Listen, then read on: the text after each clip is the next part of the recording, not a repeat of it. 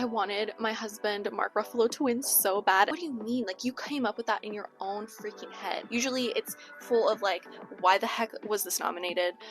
Or this movie sucked. Hey y'all, so I just got back from the Vanity Fair Oscars after party.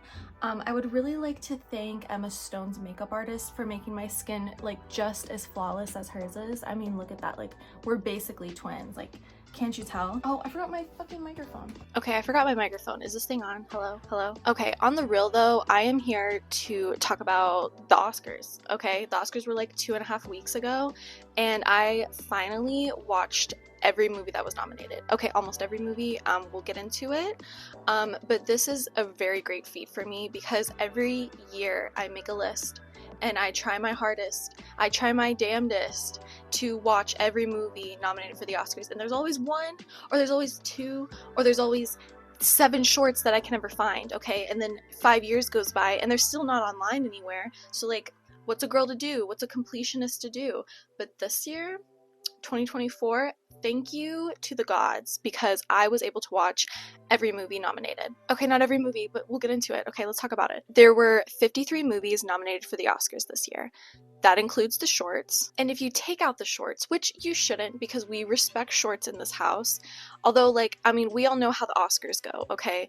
And the nominees only happen to be those who have the most moolah, which doesn't necessarily mean that they are actually the greatest movies of the year.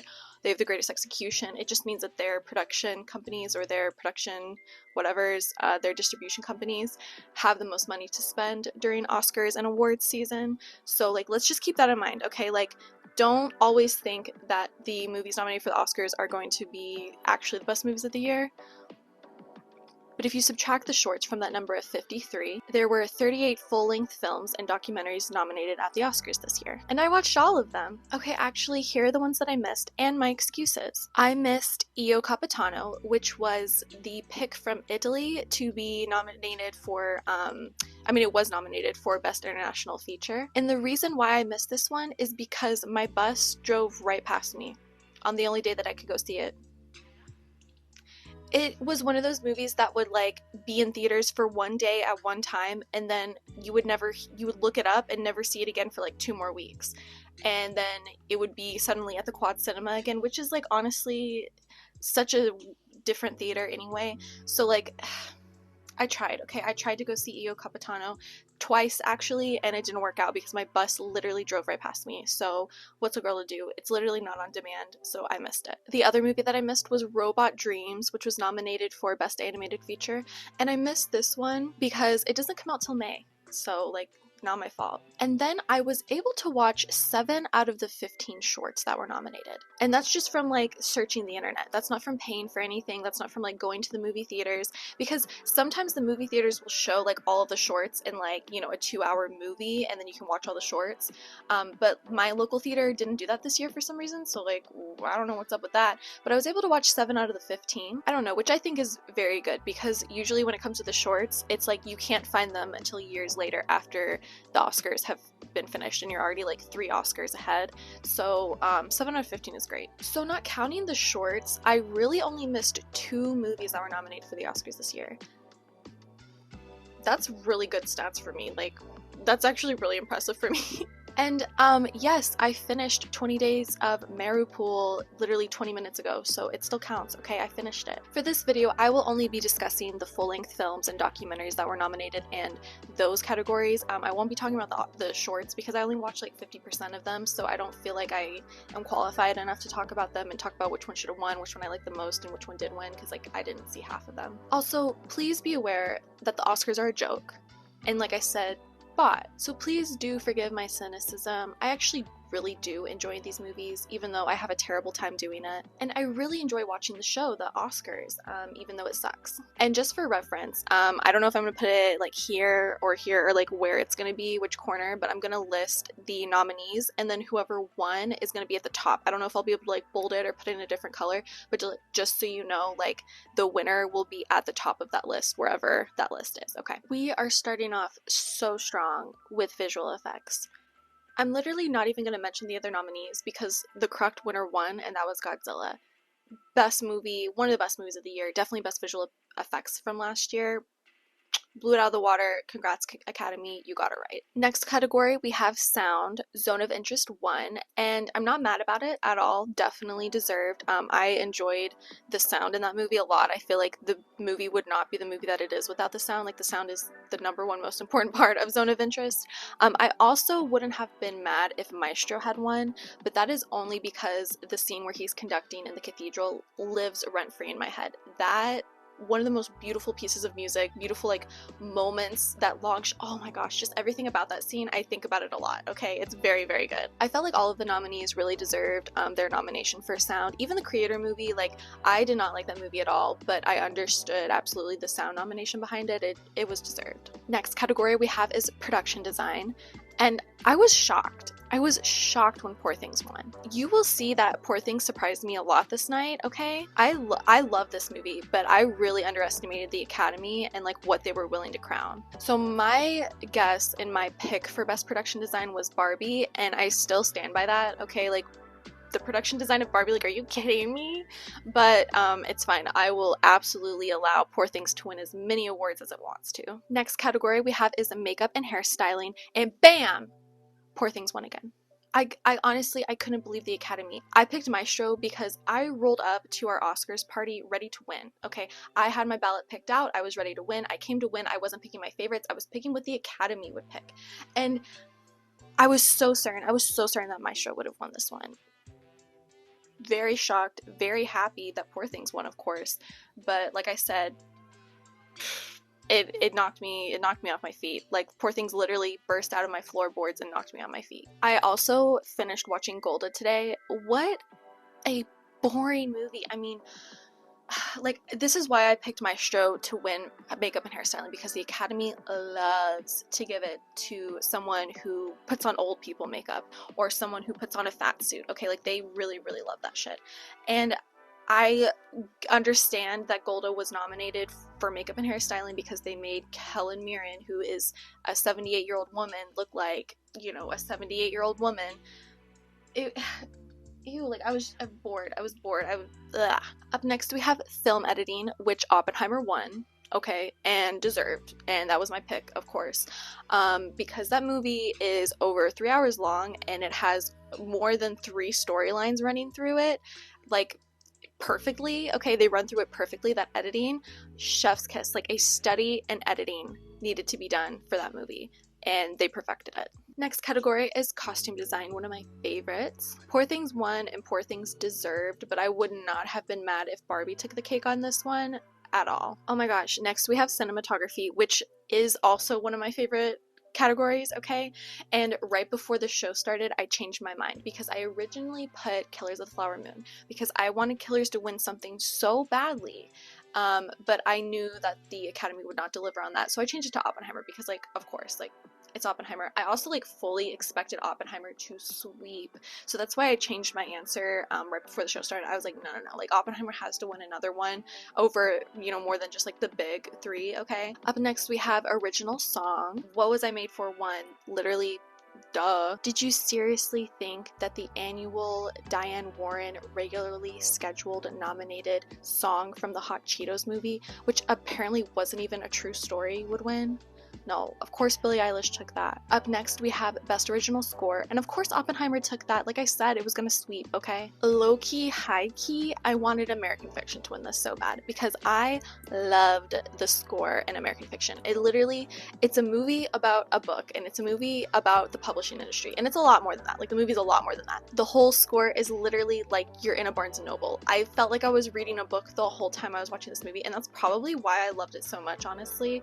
I really high-key, like I said, high-key, low-key wanted American Fiction to win, but I knew that Oppenheimer would take the cake on that. The next category we have is documentary, which I love watching documentaries, but the Academy does not nominate a lot of good ones, okay? Usually they're, like, very, like, hard subjects, or, like, it has to do with something that the world went through the year before, whereas, like, I really like mystery documentaries or documentaries on families or something like that. And so this one, sometimes the noms don't really like sit well with me, or I'm just like bored by it. It's not my kind of thing, but I do like this category a lot. And 20 Days in Mariupol won, which I just finished earlier today. Like I said, I knew this one would win because of the devastation that happened in Ukraine last year, and the Academy really tends to like gravitate towards that. So like I'm sure that the documentary that's going to be made this year about the destruction in Palestine is what's going to be nominated and win next year, because the Academy is predictable. Up next we have Best Animated Feature, and do not even talk about me, because we all know Spider-Man should have won that. Okay, what better movie, what better animated movie, even movie overall, okay? How many better movies out there that came out last year were better than the Spider-Man Across the Spider-Verse movie? Okay, seriously. Like, don't get me wrong, okay? I lived 5 lifetimes and had at least 2 breakdowns during The Boy and the Heron, but you can't sit there and tell me that it was a better movie than Spider-Man. It was literally just like one of the best animated movies of all time, and one of the best sequels I've ever seen. Seriously, like I saw that movie like 3 times in theaters, and I want to go see it again in theaters tonight, okay? If I could, I would. Next category we have is Best International Feature. At first, I picked The Teacher's Lounge, despite the fact that I hadn't even seen it yet. I actually watched it yesterday, so I could make this video and have an actual opinion on it. But I wanted it to win because I was just obsessed with the trailer. I was obsessed with the story. But then I woke up, and this was another one that I changed my answers to right before the show started. I was like, no, obviously Zone of Interest is gonna win, and I was right. I feel like the international feature nominees are always really good. Like, I always really feel like they're well deserved. One of them was Perfect Days, which if you haven't seen that movie yet, I recommend that movie to anybody. Okay, Perfect Days, Perfect Days. Remember that. Go see Perfect Days. Society of the Snow was crazy. And then, of course, The Teacher's Lounge was just like a movie for me, like a movie that I love. Okay, I really, really like that movie. Up next, we have Adapted Screenplay, which I was shook. I was shook to the core. Absolutely shook that they picked American Fiction to win. Obviously, I wanted American Fiction to win. I just didn't think that the Academy had the guts to pick it. Oh my god. It's just such an enjoyable movie. Like, I could watch that movie so many times and never ever get sick of it. And it won Best Adapted Screenplay. Oh, I was so happy to be wrong about that. I was so happy to be wrong and that they picked American Fiction. Like, I picked Oppenheimer because, like I said, I thought it was going to sweep. Clearly the correct movie won. Congratulations, American Fiction. You really, really deserve that. Okay, up next we have Best Original Screenplay.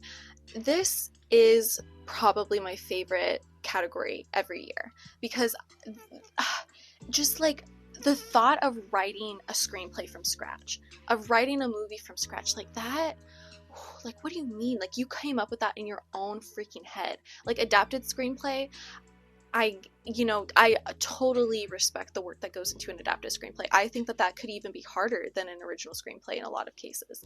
But it is a previous idea that you didn't have to think about. You just had to expand upon it. Whereas original screenplay, like, that's yours. Like, that's your baby. It's like a book, It's like you wrote that. You came up with that. You came up with every aspect of character, plot, climax. Ooh, and Anatomy of a Fall deserved so hard. The few pieces I've seen of that screenplay online, bravo. I mean, like, glorious. There's literally, like, diagrams in that screenplay. And the way, if you've seen Anatomy of a Fall, like, you get it. The way that the story just, like, weaves in and out and goes from, like, one place to the next place. They're in the courtroom, they're in the house. Then we see the day that they fought, like, oh my gosh, like, everything. Like, such a good screenplay. Like, honestly, like, kind of a Christopher Nolan-esque screenplay. Like, don't come for me, Christopher Nolan fans. Okay, don't come for me. But, like, I was very heavily impressed, just like I usually am with Christopher Nolan screenplays. Anatomy of a Fall, bravo, you fucking deserve that. Okay, guys, ladies and gentlemen, we are coming down to the wire here. Up next, we have Best Actor in a Supporting Role. And this lineup was freaking stacked, okay? I wanted my husband, Mark Ruffalo, to win so bad, and I knew that he wouldn't, but I wanted him to win so freaking bad. Obviously, I picked Robert Downey Jr. because I'm not stupid, and I can read the Academy's mind, and he won, and it's fine. He did a great job. Congratulations, Robert Downey Jr. I mean, we had Sterling K. Brown, who, like, I loved his performance in American Fiction so much. I'm telling you guys, like, this cast and their performances literally live rent-free in my mind. And then we had Ryan Gosling for Barbie. I mean, stacked lineup. Next category we have is Best Actress in a Supporting Role.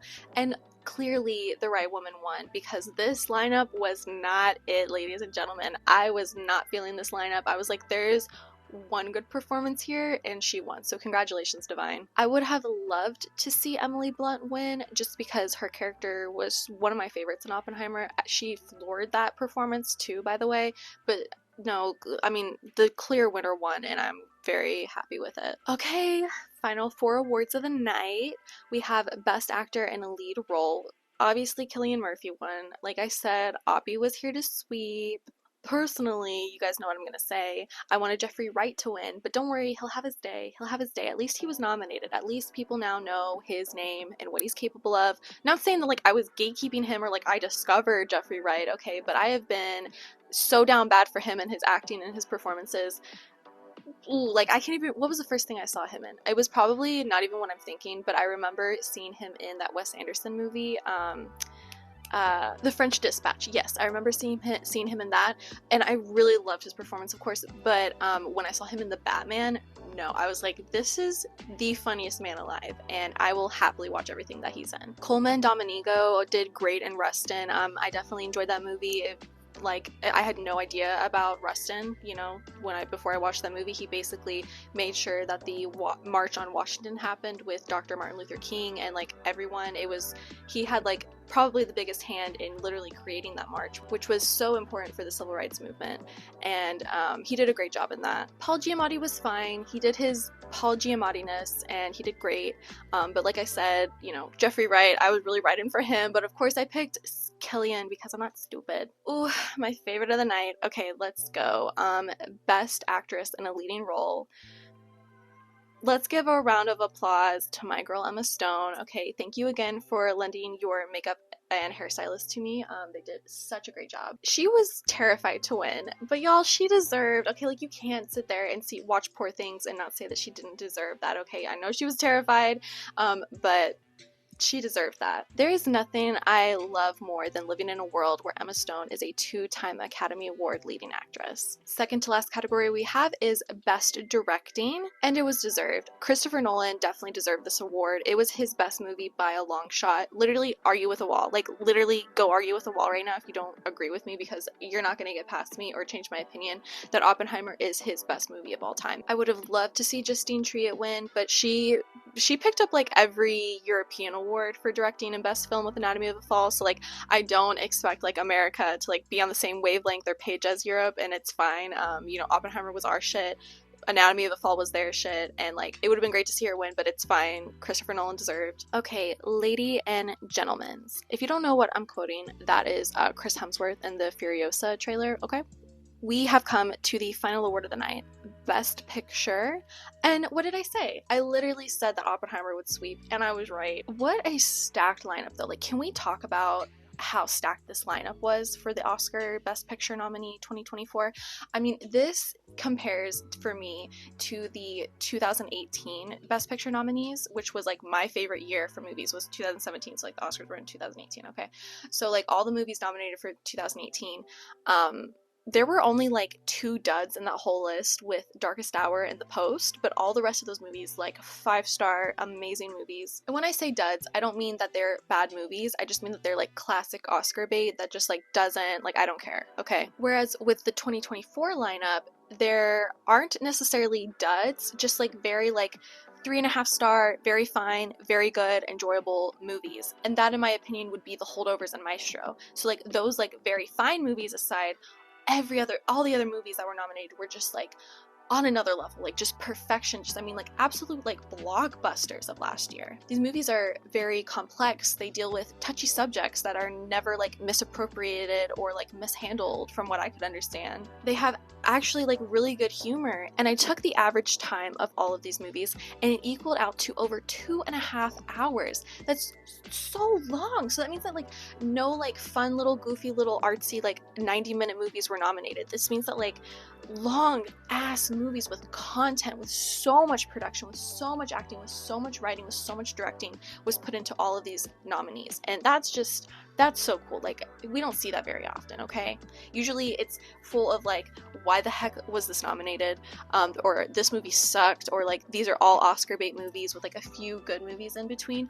Or it's like, yes, some of these are good, but they're like 90 minutes, which is not a bad thing at all for a movie to have. I think that more movies should be 90 minutes. But like, when it comes to just like, you know, when the Oscars, like, you think of like the best movies of the year, the movies with the most content, with the most to say, and they really did that this year. They really exceeded in that. Honestly, good job curating this list, Academy. Yeah, what else do I have to say? I really can't think of anything else to say. If you haven't seen Poor Things, go see Poor Things. If you haven't seen American Fiction, go see American Fiction.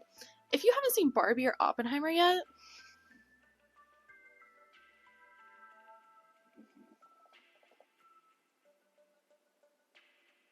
are you Amish? Like, Killers of the Flower Moon was so good and worth the watch, and I really am upset that they just, it didn't win anything. They really, I mean, I'm trying to think of like what it could have won, maybe like costume designing or something, but like, I don't know, the Academy just like wasn't as impressed with it as I had hoped they would be, because I just really wanted it to win at least one award. I'm so glad that American Fiction won one award, and Poor Things swept, okay? Like, this whole time I'm talking about how Oppenheimer would sweep, and it kind of did, like, let's not lie, but Poor Things surprised me, because I really didn't think that the Academy had the brains or the guts to do it, and they really did. So alright, those are my Oscar thoughts. I really don't have anything else to add, so thank you so much for watching. Please follow me on all my social media down below, and I will catch you guys in my next video. Thank you. Bye!